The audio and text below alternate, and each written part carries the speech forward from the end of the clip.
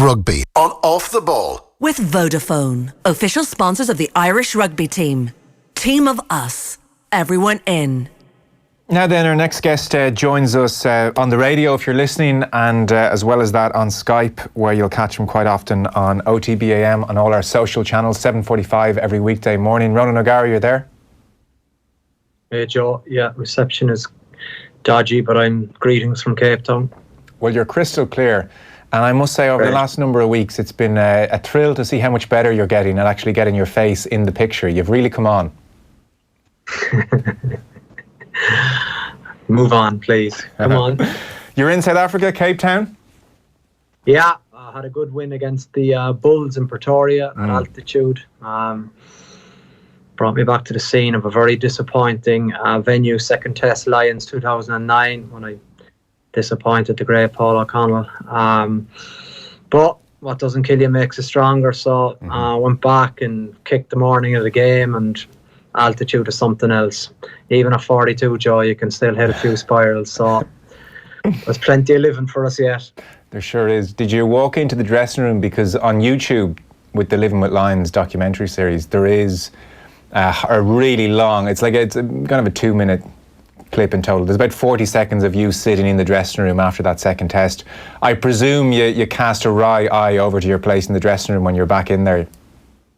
No, I didn't really, because it was just, it's over. You wish you could change it, but it was I know what all the event was about, but the finer detail, I had a bit of a head knock, and I was obviously gutted my own performance and gutted for Paulie and gutted for the team. So in that regard, 10 years, but a lot has happened, and that's the beauty of sport. And it sure has. And I didn't bring you on to relive the 2009 Lions, don't worry. No, you didn't, thankfully. No, but sure, that's sport. I was lucky enough to be on 3 tours and enjoyed every minute of it, and I wouldn't change it. So that's what happens. So you're in Cape Town now, the Stormers on Saturday, that's right?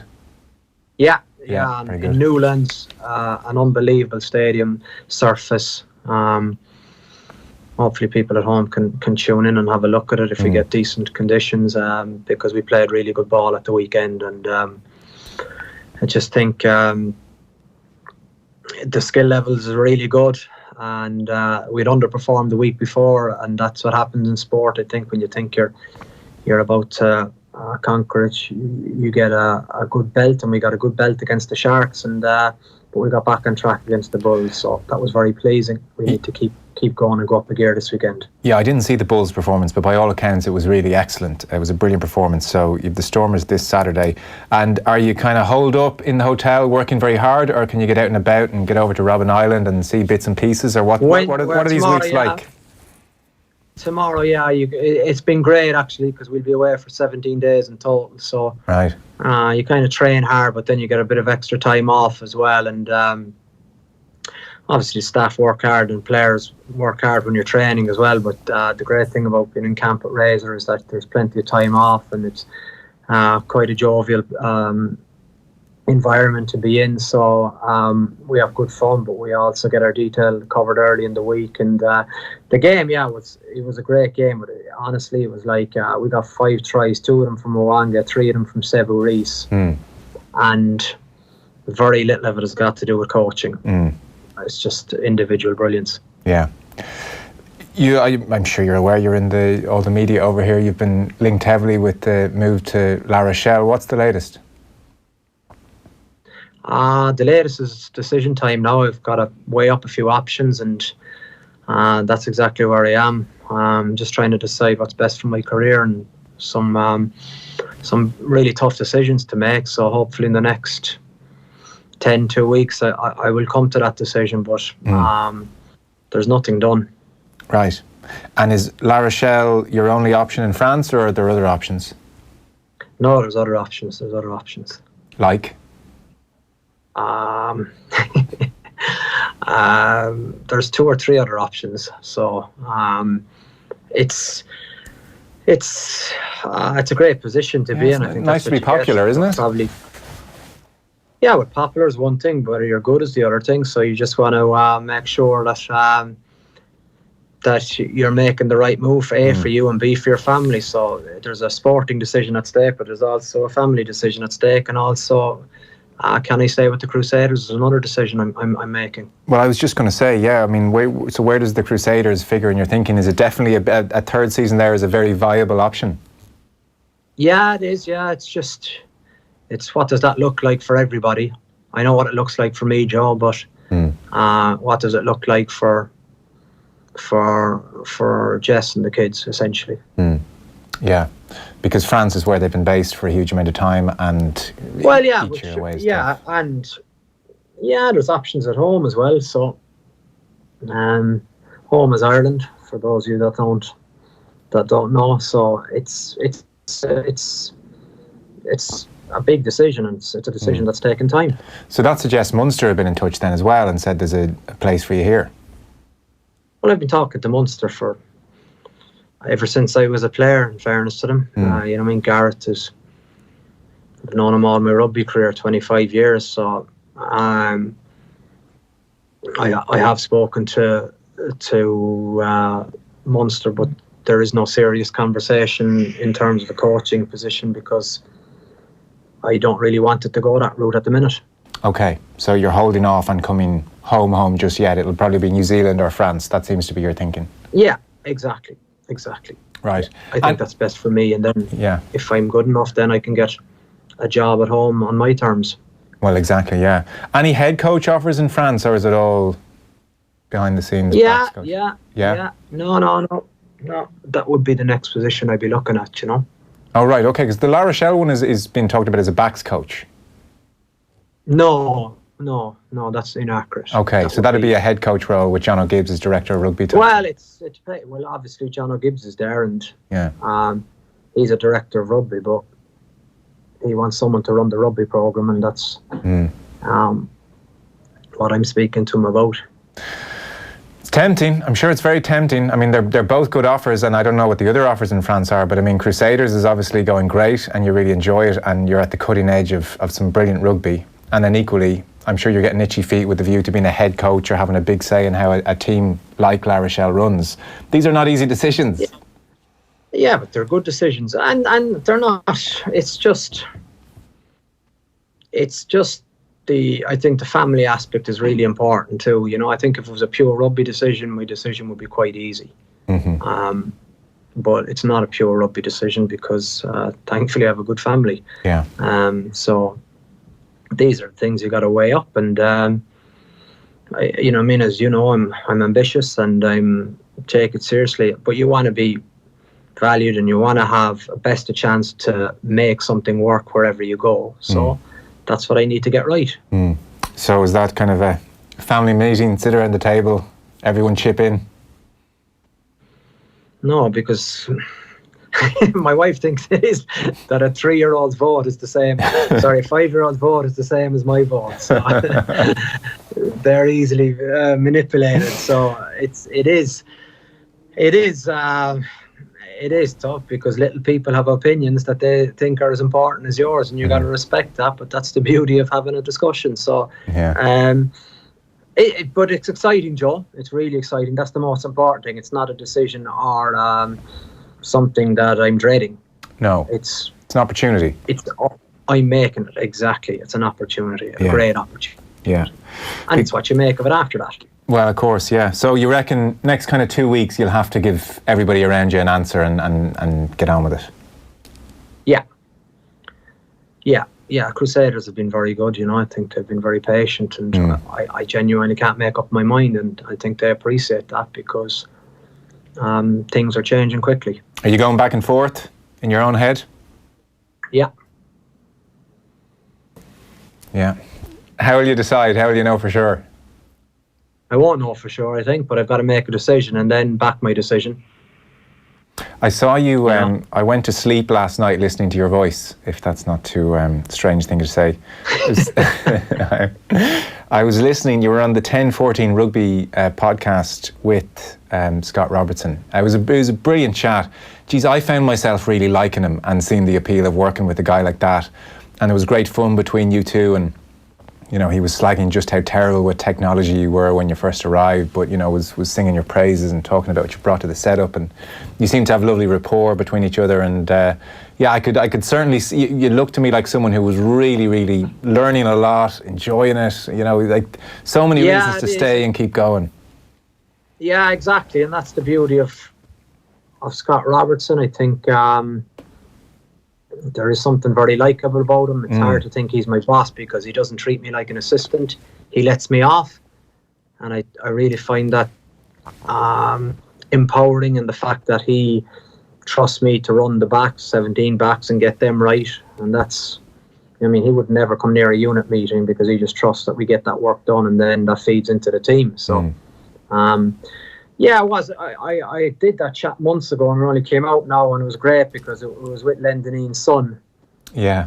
And anyone from Munster rugby knows that the Dineen family is steeped in rugby history. So Gareth was really in tune, and the boys were. It was nice for them. I got a kick out of seeing how appreciative they were to actually get into Rugby Park, which is where the Crusaders train, and it was just one of those ones where there was positive energy and a good vibe about it. And I don't remember what the content was, but I just remember having a bit of a laugh. No, do you know, there was one thing I just wanted to ask you about, and then we'll touch on Saracens-Leinster before I let you go.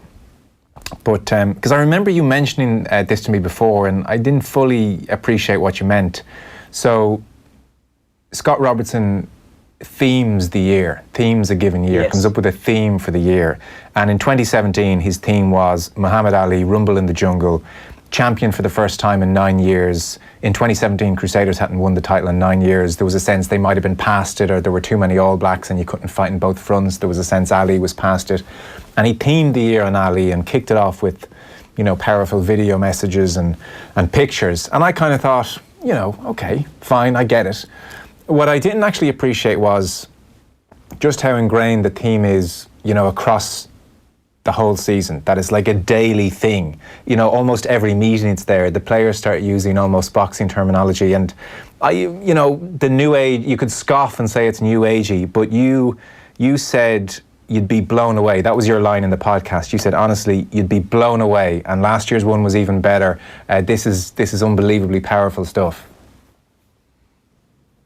No, you're right, and it's not almost, but to be fair to the current players and to the previous players, the one rule when you come in here is you don't talk about the theme. So I'm not going to break protocol, Joe, if you just respect that, because it's but it is really, really powerful, and it's not almost every meeting, and it's not almost every day. It is every meeting, and it is very livable is the word. So you live the theme, and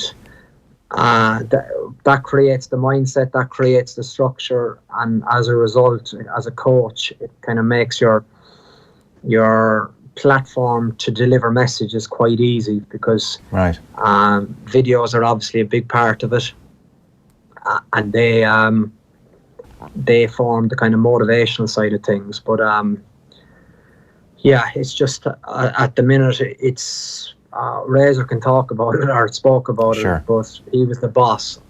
I cannot speak about it. No, that's fine. But it's something I almost got the sense you might implement in future roles. Like, it's something you might take with you. Did you buy into it that much, or is it almost unique? Yeah, you would have. Yeah, it would have been. I already had it kind of mapped for France for Rugby World Cup. It could have been really good. Right. But that went a different direction. But that was kind of exciting me from that point of view. I reckon you could have done a brilliant one there. Right, okay. Did they pull the plug on that, or did you, or did just nothing come about the time the agent was talking to you? No, it was kind of a joint. Right. Joint pulled the plug. Where did you watch Saracens-Leinster? In a pub in Cape Town. Right. What a game. In terms of standard? I thought it was a brilliant game. I just thought intensity levels through the roof, tempo, accuracy, just opportunities for both sides, probably missed opportunities for both sides, but in terms of standard, in terms of a great final, I thought it was up there. I thought it was fascinating. Just the battle of the minds, the battle of the physical side of the game, the mental side of the game was brilliant. Absolutely brilliant game, I thought. There's been a lot of, you mentioned the physical side of the game, which was obviously apparent to everyone. There's been a sense, obviously, Saracens got the better in that respect. And, you know, in terms of dominant collisions, which was a big stat after the England game at the Aviva, Leinster made no progress or were driven backwards 88% of the time with their carries, as opposed to Saracens 48% of the time, which was a stat which kind of jumped out at you. What can Leinster look? Even Leo Cullen said there's genetics at play here. They're big men and they're well organised and they're shooting up at you. Not a million miles off what Ireland faced at the Aviva. What can Irish teams do when they're facing that kind of a challenge? Well, I think I think that's a great question, Joe. But I actually think the 3 times they probably have overlaps, it has nothing to do with physical decision making. It's got to do with putting the ball into space. And everyone is pointing the finger at Gary Ringrose for tucking that ball. But the question I'd ask is, what was his communication outside him? Did that player, and I can see the clip, but I don't have the detail of what player it was. Did he actually make Gary's decision for him by his level of communication, or was he just expecting? You can never assume under that kind of a scenario that he will pass it. Yes, it's easy for us sitting on the couch, pass it easy. You have an overlap, give it. Yeah. And of all the, Gary Ringrose is a brilliant person to weigh up options on the run and pick that pass. But I would question who was speaking to him and what tone was he spoken to. Did he say his name? It's one of the things you always coach. You always put a name on it. So hit me, Gary, as opposed to pass, because you're probably in the red. You're in serious number of phases, and Leinster, they had 3 opportunities like that, and the reality that, Joe, that's 21 points. That wins the cup. Yeah, if they take them for you, they win. They don't have to do anything more. They don't have to do anything more, and that's. I think they'll be disappointed with how they defended the try for Maitland. You look at that with a little bit of detail, and it's. I think Robbie Henshaw has second last, and is it? I think it was Larmer. Larmer shoots in. Yeah. If he had that decision again, but hey, he's 20. Is he 21? Yeah. Let's not be overly harsh, but that's the level that's involved. But I think people were saying that Saracens were deserving winners. I'm not too sure. I think Leinster deserved to win as well. Really, that's very interesting, because my sense looking on without your insight is like Saracens were well clear and they almost would have found a way to win that game no matter what. But you think it was much closer? Yeah, I do, because it's amazing. At 10-all, right? 50 minutes into a game, it's game on. Yet, because of the mental block associated with Saracens, or because of the swarm defence they have in you, it felt like Saracens were all over Leinster, but it needed someone to kind of go, this is exactly the situation we thought we would be in. But the fact that they had started so well and they had got a lead, the minute Saracens came back, it was like, oh, we're in a bad position here. But actually, if you flip that in its head, it's kind of, no, we're actually in a great position here. We got to just keep doing what we're doing. Yeah. But it just felt like that they didn't keep doing what they were doing. And actually, that's an interesting point. And we're talking here to Ronan O'Gara for the last couple of minutes here on our Vodafone. Our rugby coverage is thanks to Vodafone, team of us, everyone in. That almost the fear that Saracens can almost put in, or the doubt that they can put in the minds of the opposition, perhaps that informed and it wasn't just Luke McGrath, Sexton, they were all involved, that perhaps informed their decision to try and get another score just before half-time. We need to be further ahead was almost in their heads. Yeah, but at that stage, they were comfortable, Joe, I thought. 10-0 at that stage, or 10-3. Yeah, and 10-0 after, was it 37 minutes? Yeah. And that's what they call championship minutes, the 3 minutes before, because Leinster champion winning team. So their confidence would have been high and they would have fancied it, and they, they had their foot in their throat and they were trying to kill them. And imagine if they got this, even, 17-3, hindsight is wonderful, but it's no good in regard to what has happened after the event. At the time, as you were watching it in real time, what did you think about the decision to try and eke out another score as opposed to let's get in at half time and be leading? I genuinely didn't think, I didn't bat an eyelid. I just thought, this is what they do. They're backing themselves to win the air. Great teams win the air, breaking ball, they can score, and then, you know what I mean? I think I always coach on the process, not on the outcome. So that's how I saw it. Okay, interesting. So for you to wrap up, brilliant final, still two excellent teams. They'll probably be the big two again next year, the way everything's shaping up. La Rochelle, of course, are very good, but that aside. Nice dirty dig. What about Racing? Well, yeah, and Racing. Toulouse, right? Are you listing off? These is where all your offers are. Is that what you're doing? Bordeaux. No, these are good teams in France. Right. Clermont. Yeah. Okay. Right. There's a few tweets in. David Walsh says, and you can be in to win our Heineken Star comment. Rog, come back to Munster, says David. Finton says, in fairness, Rog, creating the opportunities that are now presenting themselves to him and his family, well done. And Michael Ward says, it'd be great to see Rog back coaching in the Northern Hemisphere again. So, look, people wishing you well, regardless of what you do. Yeah. Great people. You just got to decide in the next few days. That's it. Yeah, exactly, Joe. Yeah. Okay. Listen, best of luck on Saturday, and we'll talk to you again soon, I'm sure. Yeah, thanks for your patience. All Cheers, right. Joe. Goodbye. Good Bye. chat. Fair play. Rugby on Bye-bye. Off the